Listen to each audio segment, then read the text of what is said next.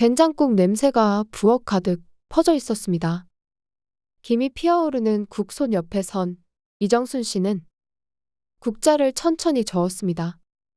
손에 익은 동작이지만 문득 이 국을 누가 먹어주기나 할까 싶어 손이 멈칫했지요.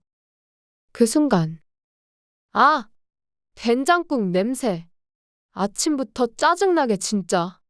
현관 쪽에서 슬리퍼 끄는 소리와 함께 며느리 민정의 짧은 불만이 들려왔습니다. 짜증 섞인 며느리의 말에 움찔한 정수는 살짝 고개를 돌렸습니다. 냄새 났니? 미안하다. 그래도 너네가 출근 전에 아침을 먹고 가면 좋을 것 같아서. 민정아, 국 조금만 먹고 나갈래? 된장 풀었어. 너 좋아하는 애호박도 넣었고. 시어머니의 간곡한 말에도 민정은 고개조차 들지 않았습니다. 휴대폰을 내려다보며 짧게 대답했죠. 아니요. 됐어요. 입맛 없어요. 저 아침에 뭐 먹는 거 싫어한다고 전에도 말씀드렸잖아요. 말투는 정중했지만 시선도 표정도 무미건조할 뿐이었습니다. 그 말을 끝으로 민정은 돌아서며 방으로 들어갔고 문이 툭 하고 닫히는 소리가 작지 않게 울렸습니다. 며느리의 쌀쌀맞은 반응에 정순이 국을 퍼주려고 들고 있던 국자에서 국물이 뚝뚝 바닥에 떨어졌습니다. 난 그저 배고플까봐 챙겨주려고 그랬던 건데. 서운한 마음을 삼키며 마루 바닥에 튄 국물 자국을 멍하니 바라보던 그때 아들 성훈이 거실에서 나왔습니다. 엄마, 또 멋대로 아침을 준비하신 거예요? 민정이 원래 아침 안 먹잖아요. 그냥 차리지 마시라니까요? 엄마나 우리나 그냥 좀 편하게 살자고요. 그래도 나는 그냥 뭐라도 해주고 싶어서 그랬던 거지. 애달픈 정순의 말에 아들 성우는 말끝을 흐렸습니다. 나도 모르겠네요. 아무튼 요즘은 입맛이 없대요. 그러니까 엄마도 괜한 고생 말고 그냥 아침이나 저녁이나 우리가 알아서 먹게 하세요. 얼핏 들으면 아들 성훈의 말은 엄마인 정순을 챙기는 것 같았지만 그 진짜 의미는 자신이나 다른 사람을 귀찮게 하지 말란 거였습니다. 그 뜻을 모를 리 없는 정수는 말없이 고개를 끄덕였습니다. 이미 자신도 모르게 그런 취급에 익숙해지는 법을 배운 지 오래였으니까요. 이 집에서 아무런 쓸모도 없는 짐덩이 취급. 꺼다 놓은 보릿자루만도 못한 취급 말입니다. 아들마저 그렇게 말하고 나니 정수는 더 이상 할 말이 없었습니다. 국자를 싱크대에 조용히 놓고 뜨거운 국솥에 불을 껐습니다. 김이 모락모락 피어오르던 된장국은 이제 아무도 먹지 않을 애물단지가 되어버렸죠. 그래, 알겠다. 앞으론 그렇게 하마. 정순의 대답은 짧았습니다. 더 말해봤자 소용없다는 걸 알았으니까요. 성우는 엄마의 짧은 대답에 어떤 말을 해야 할지 몰라 잠깐 머뭇거렸습니다.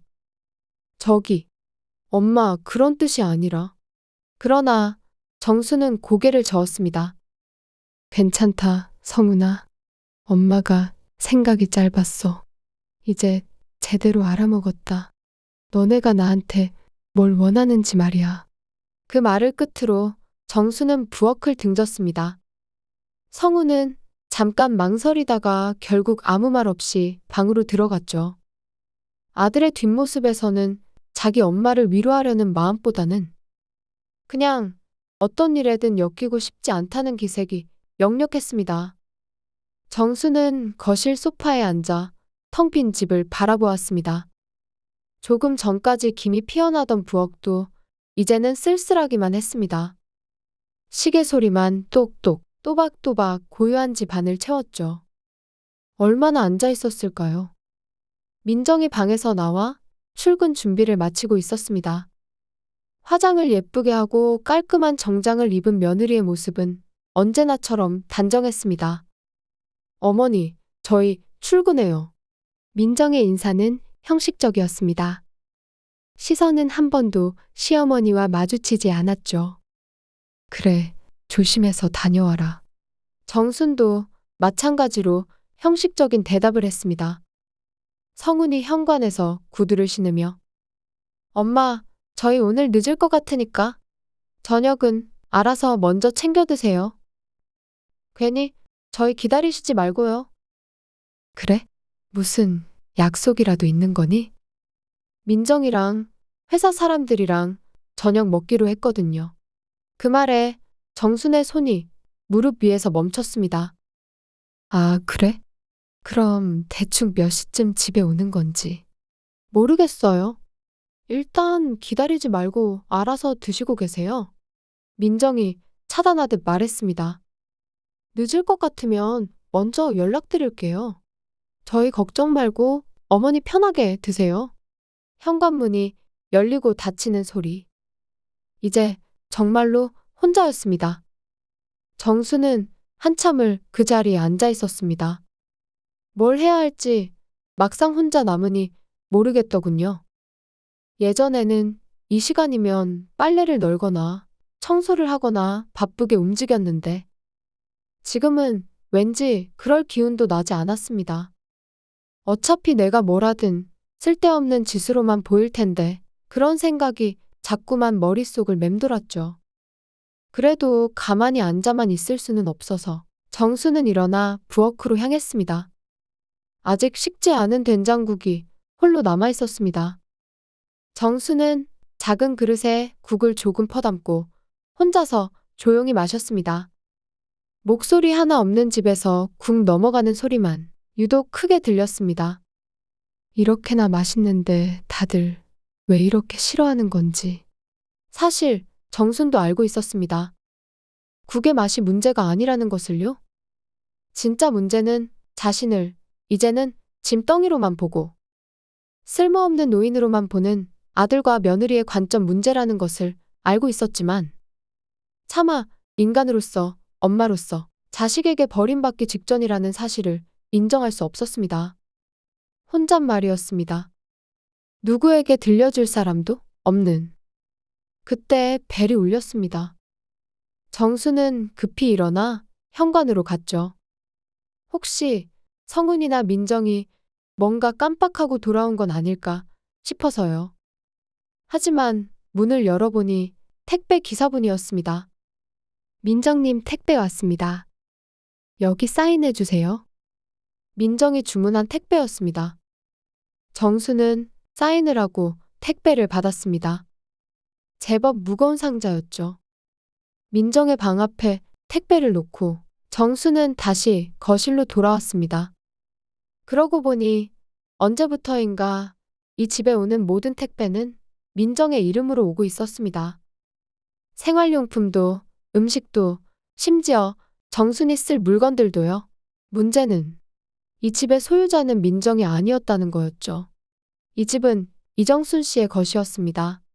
불과 몇 년 전 남편이 살아있을 때만 해도 남편과 함께 평생 살아왔으며 아들이 어릴 적부터 함께 해온 곳이었죠.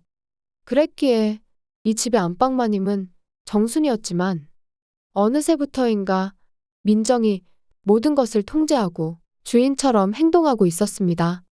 정수는 그저 한 귀퉁이에서 조용히 지내는 손님 같은 신세가 되어버렸죠. 시간이 느리게 흘러갔습니다. 정수는 이것저것 해보려다가 결국 텔레비전만 틀어놓고 멍하니 시간을 보냈습니다. 저녁 무렵 성훈에게서 문자가 왔습니다. 엄마, 오늘 아예 늦게 들어갈 것 같아요. 먼저 주무세요. 그 짧은 문자를 보며 정수는 쓸쓸히 웃었습니다. 그래, 알겠다. 혼잣말로 중얼거리며 혼자서 간단히 저녁을 차렸습니다. 김치찌개 하나, 달걀 후라이 하나. 된장국도 아직 남아있으니 그것도 데워서 함께 놓았죠. 혼자 먹는 저녁이라 상도 작게 차렸습니다. 밥을 한 숟가락, 두 숟가락 떠먹으면서 정수는 생각했습니다. 이렇게 혼자 먹는 저녁이 언제부터 익숙해진 걸까? 예전에는 온 가족이 모여 저녁을 먹었었는데 밥을 다 먹고 설거지를 하며 정수는 문득 거울에 비친 자신을 보았습니다. 언제부터 이렇게 작아졌을까요? 어깨도 등도 마음도 모든 게 작아진 것 같았습니다. 나는 지금 무엇을 위해 사는 걸까? 그런 생각이 불현듯 스쳐갔죠. 하지만 그 생각을 깊이 붙들지는 않았습니다. 생각해봤자 달라질 것도 없으니까요. 정수는 설거지를 마치고 텔레비전 앞에 다시 앉았습니다. 화면에서는 어떤 가족 드라마가 나오고 있었죠. 따뜻한 가족, 화목한 웃음소리. 정수는 그 화면을 보며 깊은 한숨을 내쉬었습니다. 그리고 그마저도 지겨워 TV를 끄고 잠을 청하고 있는데 시간이 얼마나 흘렀을까요? 현관문 여는 소리가 들렸습니다. 성은과 민정이 함께 돌아온 것 같았어요. 웃음소리가 현관에서 들려왔습니다. 민정의 웃음소리였죠. 정수는 숨소리를 줄이고 조용히 귀를 기울였습니다. 오늘 진짜 간만에 재미있었다. 그치? 그랬네. 그나저나 너는 단순히 재밌어 보이는 정도가 아니라 엄청 신나하는 것 같던데? 당연한 거 아니야? 당연하다고? 응. 아니, 맨날 당신 어머니 눈치만 보면서 집에 있다가 간만에 멀쩡한 사람들 만나니까 당연히 더 신나지, 안 그래? 막말로, 어머님, 요즘 맨날 자기 말 안 들어준다고 시들어가는 할미꽃처럼 다니시잖아. 솔직히 너무 눈치 보여서 불편하다고. 야, 말 조심해. 그러다 엄마 들으시겠다. 불도 다 꺼져 있고. 진작에 주무실 시간인데? 뭐 어때? 여하간 말 조심해. 엄마가 들으시면 서운해 하실 거라고. 나도 요즘 너무 눈치가 보여서 불편하긴 하지만 그래도 내 아들 성훈이만큼은 며느리는 나를 욕하더라도 내 아들은 나를 이해해 줄 줄 알았는데 성훈마저 자신을 눈치나 보게 만드는 불편한 노인네 취급을 하자 정수는 소리 없는 눈물을 흘렸습니다. 두 사람은 발소리를 죽이며 방으로 들어갔습니다. 나는 이 집에서 정말로 필요 없는 사람이구나. 그 생각이 정순의 가슴을 깊이 파고들었습니다. 시계는 새벽 1시를 가리키고 있었고 정수는 혼자서 긴긴 밤을 맞이해야 했습니다. 그로부터 일주일이 지났습니다. 정순의 하루는 점점 더 조용해졌습니다. 아침에 일어나 간단한 식사를 차리고 혼자 밥을 먹고 설거지를 하고 거실을 쓸고 닦고 누가 시키지 않아도 누구에게 보이기 위함도 없이 그냥 몸이 기억하는 대로 움직였습니다. 아들과 며느리가 애초에 자신을 가치 없게 여기는데 굳이 잘 보일 필요를 느끼지 못했거든요. 그러던 어느 토요일 아침. 어머니, 오늘 컨디션은 좀 어떠세요? 거울 앞에서 화장을 하던 민정이 어울리지 않게 웃으며 던진 말이었습니다. 나야 늘 똑같지. 정수는 신문을 넘기던 손을 멈추고 대답했습니다. 집에만 계시지 마시고 친구분들도 만나시고 산책도 좀 다니세요. 계속 그렇게 집에만 계시면 몸도 마음도 더 안 좋아지실 것 같아요. 정수는 말없이 웃어 보였습니다. 만날 사람도 특별히 나갈 곳도 없는 생활이 벌써 몇 년째였습니다. 그냥 집이 편해서 그래. 나가봤자 갈 데도 없고. 민정은 고개를 끄덕이며 다시 입술에 립스틱을 발랐습니다. 아, 그러시구나. 저도 뭐 별 뜻이 있어서 드린 말씀은 아니에요. 그냥 저희도 오늘 친구들을 만나기로 했거든요. 다들 오랜만에 만나는 거라 이따 집에 데려올 수도 있어서 미리 말씀드리는 거예요. 괜히 저희 때문에 번잡스러운 것보다는 어머니도 바람 좀 쐬시면 좋을 것 같아서요. 며느리의 말뜻을 가만히 듣고 있자니 결국 정순더러 자기 친구들 올 때쯤 나가달라는 소리였습니다. 그 말에 담긴 의미를 모를 리 없었지만 정수는 대답하지 않았습니다. 잠시 뒤 성훈이 방에서 나왔습니다. 엄마, 민정이 말대로 좀 나가보시는 것도 괜찮을 것 같아요. 요즘 날씨도 좋고, 이제는 아들마저 나를 집에서 몰아내려고 하는구나. 성훈의 말에 정수는 나직이 한숨을 내쉬었습니다. 어떻게 해야 할까? 짧은 고민 끝에 정순이 슬픈 표정으로 고개를 끄덕였습니다. 그래, 생각은 해볼게. 두 사람이 나가고 집이 조용해졌습니다. 정수는 이불을 걷어 빨래를 하며 성훈과 민정의 방 앞을 지나쳤습니다. 문이 반쯤 열려 있었고 무심코 안을 들여다본 정순의 눈에 책상 위에 놓인 서류들이 들어왔습니다. 무슨 일인가 싶어 다가가 보니 주택담보대출 신청서, 사업자금, 4억 원이라는 굵은 글씨가 눈에 들어왔습니다. 정순의 손이 떨렸습니다. 이 집을 담보로? 내 이름으로 된 이 집으로 허락도 없이 담보대출을 받겠다고? 그때 현관문 여는 소리가 들렸습니다. 정수는 조용히 방을 나와 거실로 향했습니다. 어머니, 아직 안 나가셨네요? 민정이 다소 실망한 표정으로 한 말이었습니다. 그냥 집이 편해서. 정수는 평소처럼 웃으려 애썼습니다. 하지만 속은 편하지 않았습니다. 성훈이 그녀의 얼굴을 바라보며 말했습니다. 엄마, 어디 안 좋으세요? 얼굴이 좀. 괜찮아. 잠깐 피곤했나 봐. 그날 저녁 세 식구가 함께 식탁에 앉았습니다. 정순이 젓가락을 들며 조심스럽게 말을 꺼냈습니다. 성훈아, 요즘 별일 없지? 무척 바빠 보이더라. 성훈이 움찔하며 젓가락을 멈췄습니다. 그냥 회사 일도 있고 이것저것 준비하는 것도 있고요. 이것저것이라. 그 이것저것이 정순의 이름으로 멋대로 대출을 받으려 하는 것인지 묻고 싶었습니다.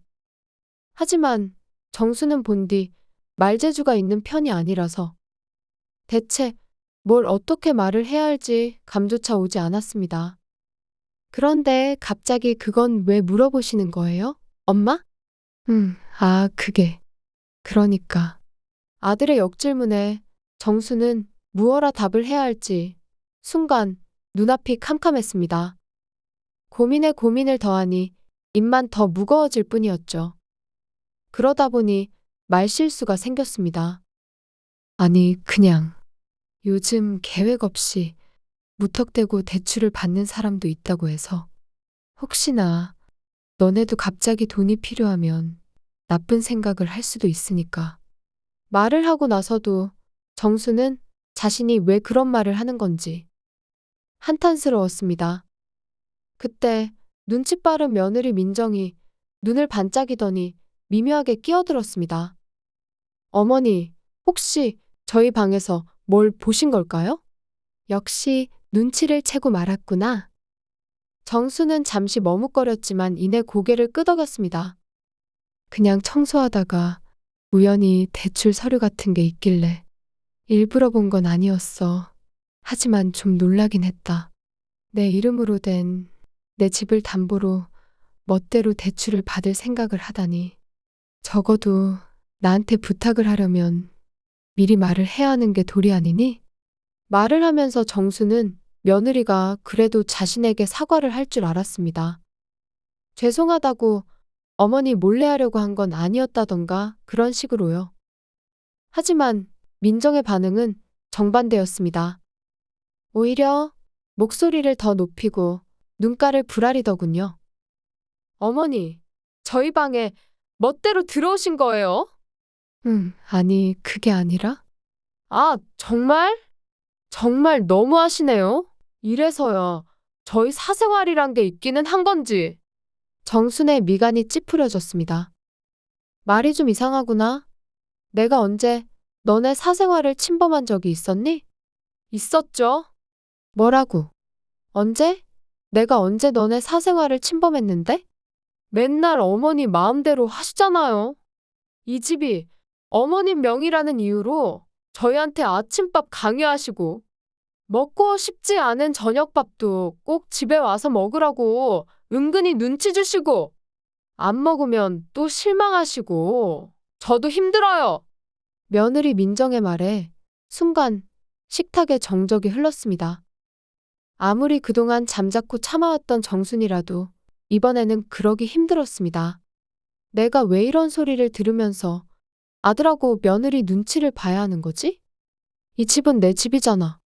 나 혼자 살고 싶은데 자기들이 형편이 어렵다고 들어와 놓고선 대체 나한테 왜 이러는 건데? 결국 참지 못한 말이 튀어나왔습니다. 이 집은 내 집이잖아. 내 집에서는 내 규칙을 따라야지. 안 그러니? 비록 평소 말재주가 없는 정순이었지만 이번에는 자기 말이 맞다고 확신했습니다. 그때 민정이 천천히 젓가락을 내려놓았습니다. 법적으로는 그렇죠. 네, 어머니 집 맞죠? 근데 생활비며 관리비며 저희가 다 부담하고 있잖아요. 그 부분은 생각 안 해보셨어요? 민정이 한심하다는 듯 정순을 위아래로 쏘아보며 한 말이었습니다. 생활비라는 말에 정순이 눈을 끔뻑였습니다. 사실 생활비 관련해서는 아들 성훈에게 몇 달에 한 번씩 큰 돈을 주고 알아서 하라고 했거든요. 그런데 며느리가 말하는 걸 보니 정순이 준 돈은 이미 진작에 다 썼고 자신들이 그 공백을 메꾸고 있다는 거였습니다. 정순이 그게 정말 사실이냐는 듯 성훈을 바라보았습니다. 성훈이 입을 열려다 닫았습니다. 아, 민정의 말이 사실인가 보다. 용기를 내서 입을 열었던 정순의 마음이 다시 불안해지기 시작했습니다. 잠시 망설이던 정순은 조심스럽게 입을 열었습니다. 내가 생활비 쪽은 잘 몰라서 만약 민정이 네 말이 사실이라면 미안하다. 그런 부분을 너네가 부담하고 있을 줄은 난 정말 몰랐어. 정수는 그래도 시어머니가 이렇게 먼저 나서서 사과를 하면 며느리인 민정도 어느 정도 받아들일 거라 생각했습니다. 하지만 실상은 그렇지 않더군요. 제대로 사과하세요. 그럼. 뭐라고? 사과하시라고요? 저 이번 일 이렇게 그냥 못 넘어가요. 저희 방에 멋대로 들어오신 거랑 그동안 저희 피곤하게 하고 눈치 보게 했던 거 모두 사과하세요. 민정의 말에 정수는 크게 당황했습니다. 아니, 이미 어느 정도 미안하다는 의사를 비췄는데 어른에게 이게 대체 무슨 태도란 말인가요? 당황한 정수는 성훈이 나서주길 바랬지만 성훈은 그저 헛기침만 할 뿐 전혀 나설 생각이 없어 보였습니다. 민정이 성난 표정으로 재차 말했습니다. 사과 안 하실 거예요? 아니, 그게. 고개 숙여서 제대로 사과하시라고요. 결국 당황하던 정수는 잠시 입을 오물거리다가 며느리에게 고개를 숙여야 했습니다. 미안하다. 일부러 그런 건 정말 아니었어. 나는 그저 너희를 생각하는 마음의 아침을 차렸던 거고 너희를 생각하는 마음에 모든 걸 하려고 했던 건데 일이 마음같이 되지 않았어. 정말 미안하다. 진심을 다한 사과를 하고 나서 정순이 고개를 들자 보인 것은 그런 그녀의 사과를 시건방진 태도로 받으며 한 손으로는 휴대폰을 하고 있는 민정의 모습이었습니다. 민정이 휴대폰을 손가락으로 만지며 말했습니다. 어머니께서 그 정도로 말씀하시니까 저도 뭐 어쩔 수가 없네요. 알겠어요. 이번 한 번만 넘어가 드릴게요. 민정의 그 말이 정순의 가슴에 비수처럼 꽂혔습니다. 이번 한 번만 넘어가 준다니. 시어머니에게 하는 말투가 아닌데. 하지만 정순은 아무 말도 하지 않았습니다. 그저 고개를 끄덕이고 방으로 돌아왔을 뿐입니다. 밤이 깊어 모두 잠든 시간. 정수는 이불을 덮고 누웠지만 잠은 오지 않았습니다. 시어머니가 29 며느리에게 머리를 숙이고 사과했는데 그걸 마치 큰 은혜를 베풀듯이 받아준다니, 넘어가 준다니. 이번 한 번만이라는 말은 다음부터는 용서도 안 해준다는 뜻인가.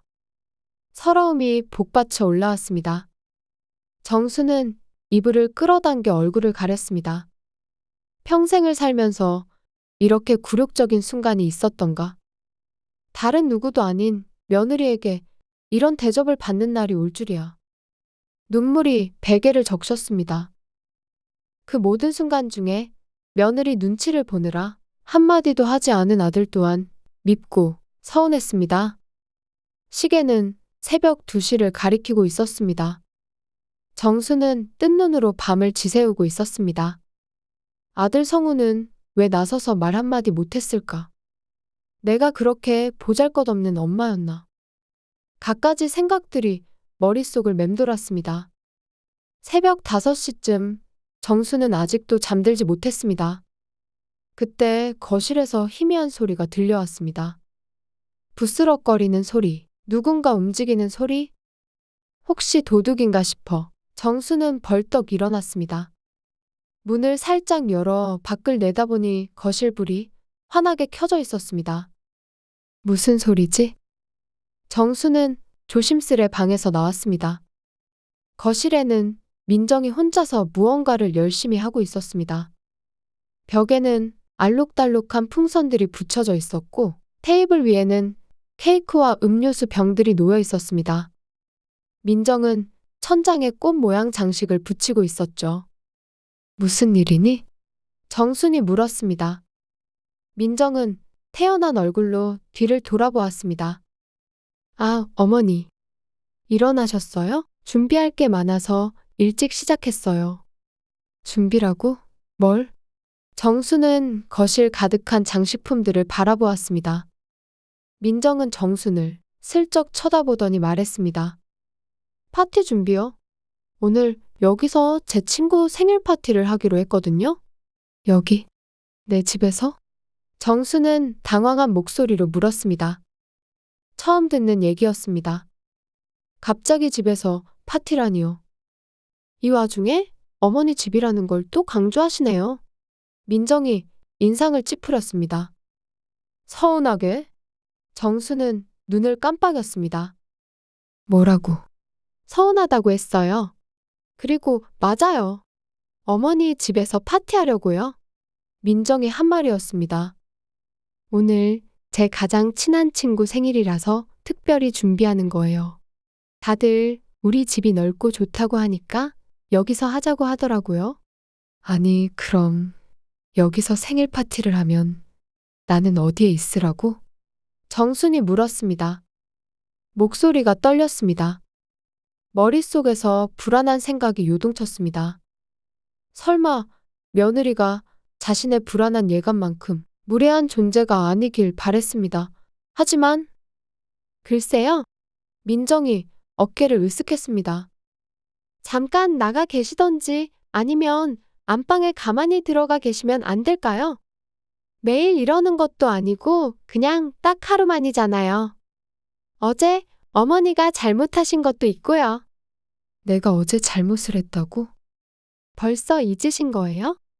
어제 저한테 고개까지 숙이면서 사과하셨잖아요. 정수는 말문이 막혔습니다. 자신이 한 사과를 민정이 진심으로 자기 승리라 여기고 있다는 사실이 가슴을 후벼 팠습니다. 민정이 태연하게 말을 이었습니다. 여하간 그래도 제가 한번 넘어가 드린다고 했으니까 오늘 협조 좀 해주세요. 친구들이 10시쯤 오거든요. 그때까지 나가시던지 아니면 어머니 방에 조용히 있으시던지 부탁드려요. 정수는 할 말을 잃었습니다. 이건 도와달라는 말투가 아니었습니다. 오히려 명령에 가까웠죠. 자기 집에서 쫓겨나 나가던지 아니면 죄수처럼 방에 갇혀 있으라니. 그런데 성훈이는? 정순이 간신히 입을 열었습니다. 아직 자고 있어요. 곧 일어나면 같이 준비할 거예요. 민정이 케이크 상자를 열며 대답했습니다. 정수는 벽에 붙은 풍선들을 바라보았습니다. 알록달록한 것들이 눈앞에서 춤을 추는 것 같았습니다. 어지러웠습니다. 이제는 정말 이 집이 내 집 같지가 않았습니다. 너무나도 당당한 민정의 태도 때문에 더욱 그랬습니다. 그럼 대체 언제부터 계획한 거니? 한 달 전부터요. 집이 제일 넓고 좋으니까 모두 여기 오고 싶어 했어요. 정수는 더 이상 견딜 수가 없었습니다.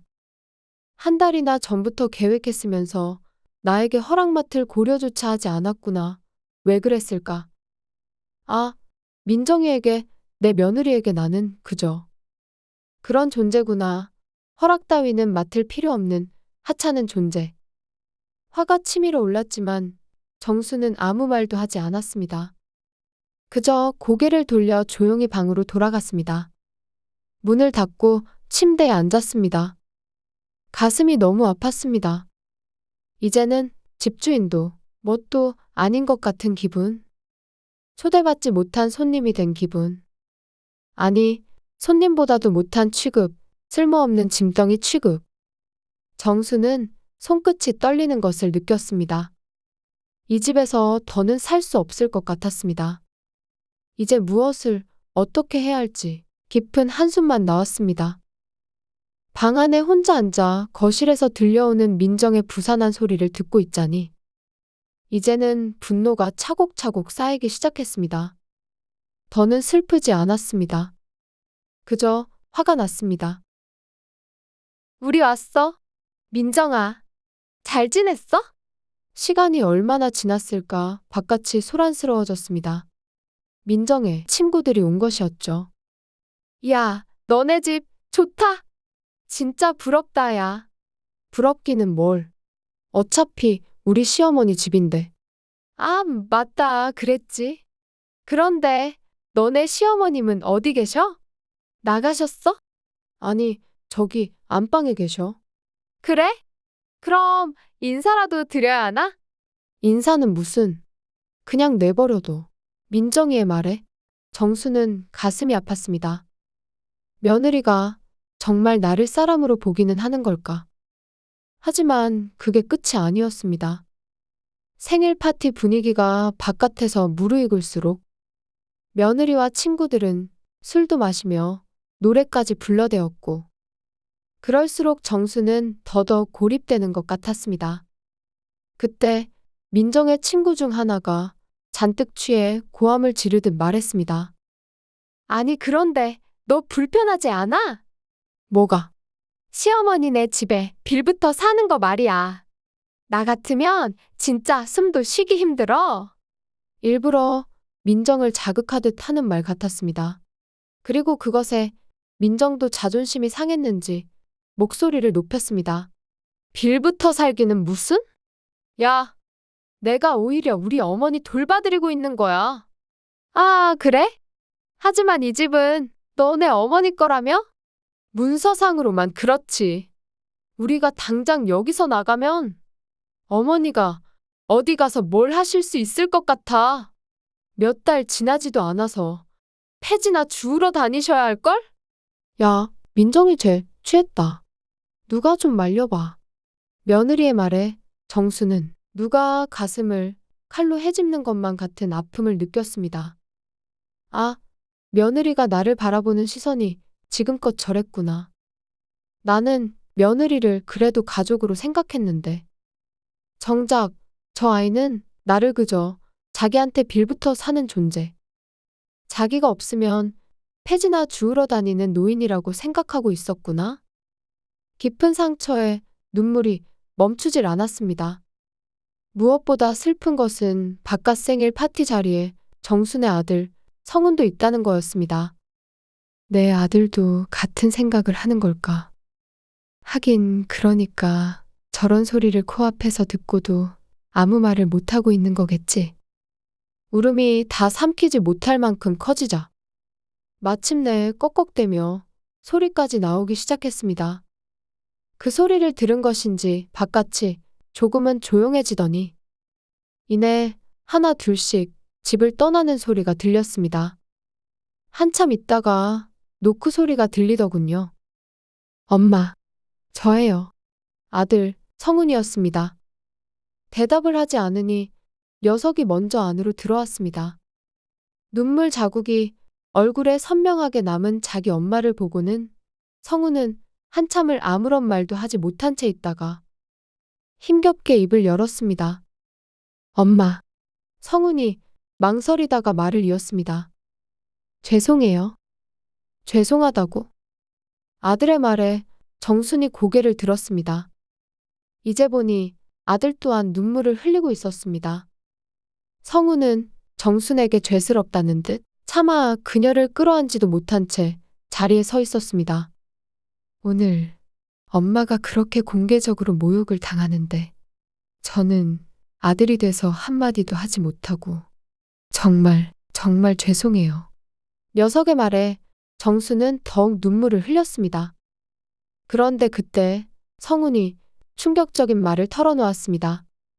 사실 민정이가 엄마께 거짓말한 거예요. 성훈이 고민하다가 말을 이었습니다.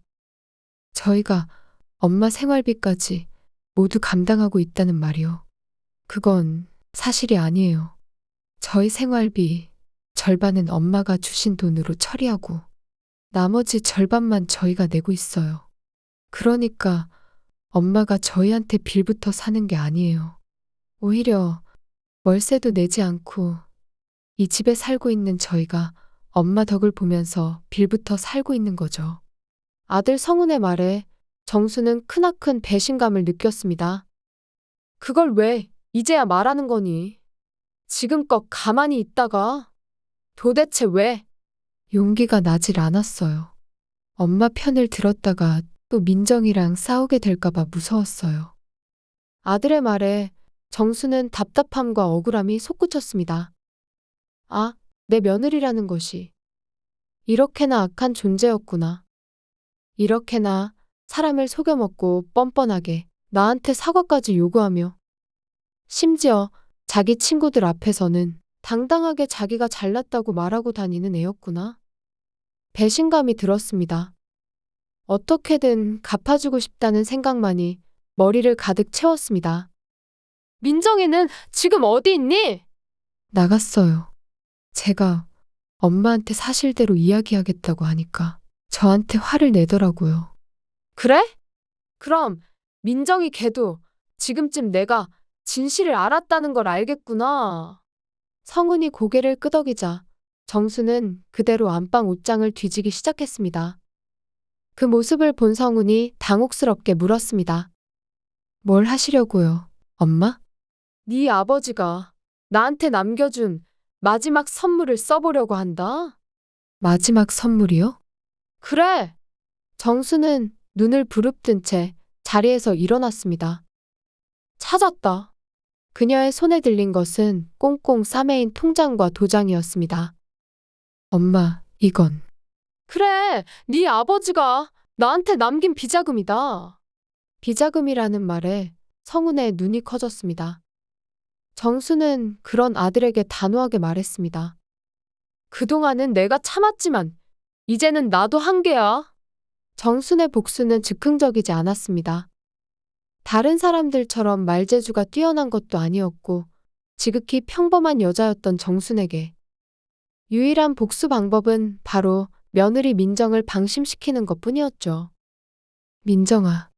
그날 늦은 저녁 집으로 돌아온 민정을 부르자 그 아이가 몸을 흠칫 떨었습니다. 이유는 대충 짐작이 가능했어요. 자기가 저지른 여죄가 있으니 불안해하는 게 당연했죠. 하지만 정수는 대놓고 따져서 이 일을 끝낼 생각이 없었습니다. 먼저 발작하는 것은 민정이 쪽이었죠. 어머니, 미리 말씀드리는데 전 사과할 생각 없어요. 아무리 제가 어머니께 작은 거짓말을 했다고 한들 평소에 저희가 어머니께 드리는 좋은 영향력이 있는 것도 사실이잖아요?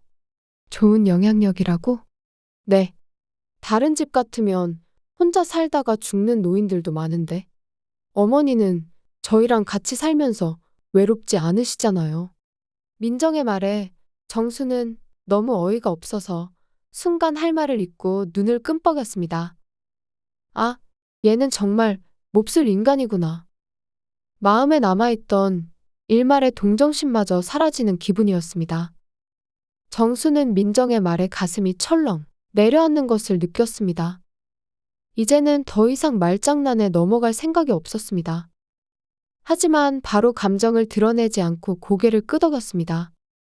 그래, 네 말이 맞다. 나도 더는 이런 다툼이 싫구나. 정순의 갑작스러운 수긍에 민정이 의아한 표정을 지었습니다. 정순은 그런 민정을 보며 말을 이었죠. 생각해보니 내가 너무 완고했던 것 같아. 이제 나이도 들었고 좀 편안하게 살고 싶어. 그래서 결정했어. 무슨 결정을요? 내일 변호사를 만나볼 거야. 이 집 명의를 너희 앞으로 바꾸려고. 민정의 눈이 순간 반짝였습니다. 뭔가 의심스러운 듯 하면서도 기대감이 가득한 표정이었죠. 정말요? 저희한테 정말로 집을 주시겠다고요? 그래, 이제 나도 나이가 많잖니. 언제 어떻게 될지 모르는데 차라리 살아생전에 깔끔하게 정리하는 게 좋겠다 싶더라. 민정은 기쁨을 감추지 못했습니다. 며칠 전 시어머니를 모욕했다는 것에 대한 반성 따위는 찾아볼 수도 없었죠. 정수는 그날 이후로 조용히 자신만의 계획을 실행했습니다.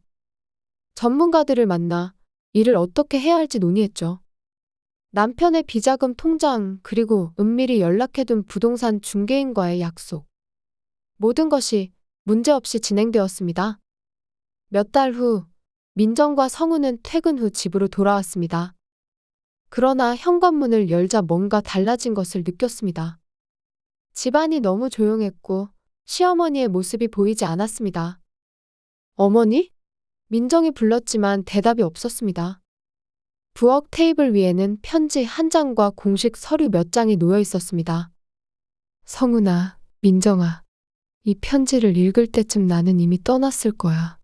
평생 살아온 이 집을 떠나는 건 쉽지 않았지만 이제 내 인생을 찾아보려 한다. 민정은 당황한 표정으로 성훈을 바라보았습니다. 뭐야? 갑자기 왜 이러시는 거야? 오빠도 전혀 모르고 있었어? 성훈은 옆에 놓인 서류를 집어들었습니다. 그의 얼굴이 순간 창백해졌습니다. 이게 뭐야? 뭔데? 보여줘봐. 민정이 서류를 낚아챘습니다. 그것은 진명의 이전 서류가 아니었습니다. 대신 집을 전세로 내놓은 계약서였죠. 이미 새로운 세입자의 서명까지 완료된 상태였습니다. 정순의 편지는 계속되었습니다. 민정아, 네가 그랬지. 잘못했으면 고개 숙여 사과하라고. 너에게는 고개 숙여 사과할 기회가 넘치도록 많았던 것 같구나. 하지만 이제는 나도 질렸다. 너라는 인간에게도, 그리고 그 옆에서 아무런 말도 못하는 아들에게도 말이야. 그래서 이제 다 버리고 떠나려고 한다. 이 집은 여전히 내 명의로 남아있지만 앞으로 전세로 변할 거다. 이미 최종 계약이 완료되었고 전세금도 받았어. 새 세입자들은 일주일 후에 입주할 예정이야. 그때까지 너희는 이사를 나가야 해. 새 세입자들은 법적 권리를 가지고 있으니 너희가 나가지 않으면 강제 집행도 가능해. 이게 대체 무슨 소리야? 민정이 소리쳤습니다. 편지가 계속 이어졌습니다. 아, 그리고 민정아, 네가 친구들 앞에서 한 말 기억나니? 내가 너네가 없으면 폐지나 주우러 다닐 거라고 한 거 말이야. 미안하지만 이젠 그 말이 너에게 돌아갈지도 모르겠구나. 갑자기 집을 구해야 하는 상황에서 월세 보증금도 마련하기 어려울 테니까. 민정이 충격에 휩싸인 채 소파에 주저앉았습니다. 그리고 곧 울음을 터뜨렸죠. 하지만 그건 진심 어린 후회의 눈물이 아니라 자신의 계획이 무너진 데 대한 분노의 눈물이었습니다. 이럴 수는 없어? 우린 어디로 가야 해? 당장 일주일 안에 집을 알아보라고. 이게 무슨 말 같지도 않은 소리야. 성우는 그저 멍하니 앉아 있었습니다. 그의 눈에도 눈물이 고였습니다. 어머니의 마지막 선물이라 했던 집. 그리고 어머니의 진짜 마지막 선물은 이렇게 둘에게 현실을 보여주는 것이었습니다. 이게 다 너 때문이야? 성훈이 소리쳤습니다. 네가 어머님을 그렇게 냉정하게 대하지 않았다면 이런 일이 생기지 않았을 거야. 나 때문이라고. 오빠도 은근히 동조하면서 어머니를 무시하고 욕했잖아. 두 사람의 언성은 높아졌고 밤늦게까지 다툼은 계속되었습니다. 그들이 서로를 비난하며 싸우는 동안 정수는 이미 멀리 떠나 있었습니다. 베네치아의 산마르코 광장이 내려다 보이는 작은 카페. 정수는 테라스 자리에 앉아 카푸치노 한 잔을 마시고 있었습니다. 평생 꿈꿔왔던 이탈리아 여행의 첫 번째 목적지였죠. 그녀의 테이블 위에는 여행 가이드북과 지도가 펼쳐져 있었습니다. 한 잔 더 주문하시겠어요? 이탈리아 웨이터가 미소 지으며 물었습니다. 아니요, 괜찮아요. 고맙습니다. 정수는 서툰 이탈리아어로 대답했습니다. 웨이터가 떠나고 정수는 운하를 오가는 곤돌라들을 바라보았습니다. 베네치아의 좁은 골목길을 오가는 관광객들, 비둘기들로 가득한 산마르코 광장, 그리고 멀리 보이는 산마르코 대성당. 이 모든 것이 현실이라는 게 믿기지 않았습니다. 가방에서 작은 노트를 꺼내 펼쳤습니다. 꼭 가보고 싶은 곳 목록이 빼곡히 적혀 있었습니다. 두칼레 궁전, 리알토 다리, 브라노 섬. 그리고 다음 목적지인 피렌체, 로마까지. 평생 동안 참고 참았던 꿈들이 이제 하나씩 이루어질 때였습니다. 이제야 시작이구나. 내 인생의 진짜 시작. 정순이 작지만 힘찬 목소리로 내뱉은 말이었습니다.